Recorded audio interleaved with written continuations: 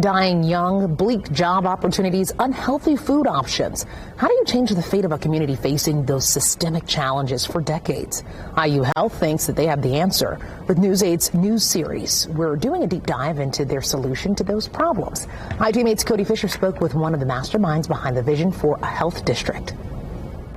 Right now, construction on the new multi-billion-dollar IU Health campus is happening here at the corner of 16th and Capitol. IU Health sees this construction as the rising tide that could lift all boats in a community that has faced decades of economic hardship. You know the JW and how tall those are? Imagine 3 of those right next to each other. Jamal Smith is the Director of Government Affairs for IU Health.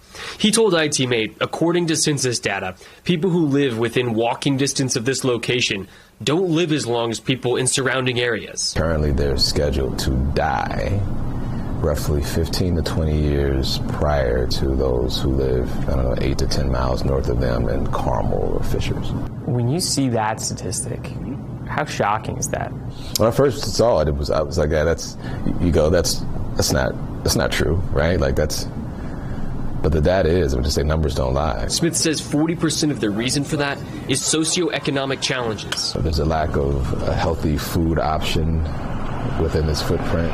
There's what people call a pharmacy desert. There's a bank desert. And the community has been screaming this for quite some time. That's why IU Health is stepping up to transform this community and the lives of the people who live in it.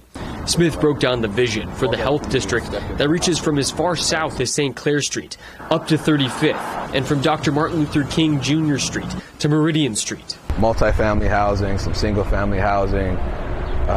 We absolutely need some more affordable housing. There'll be ample food options, both kind of grocery as well as retail. The schools would be strengthened in that space, both academically through curriculum, but also through their physical space. Childcare would be adequate in the space. One's ability to move about the health district would be,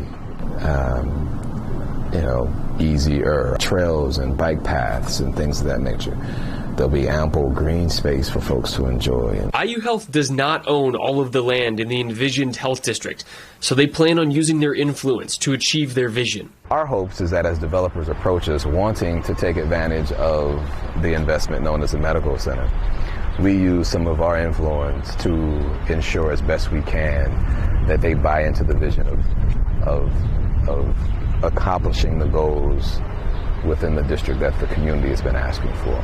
Accomplish the goal of making Indiana a healthier state. All while keeping people who currently live in the neighborhood right where they are. I'd argue that in doing all of this, displacement doesn't happen. If I had a magic wand, right? If I'm a genie and I do it, displacement doesn't happen. I'm careful not to necessarily say gentrification because in its purest form, gentrification is not necessarily the issue. The issue is the displacement that comes as a result of gentrification. And typically that lens that gentrification tends to happen doesn't take into account the culture of the people who live, work, and play in the space presently. But if we do this right, it absolutely does. IU Health says the vision for the health district is long-term. It's not going to happen overnight. We're going to be following it every step of the way to let you know how it will be impacting you in your life.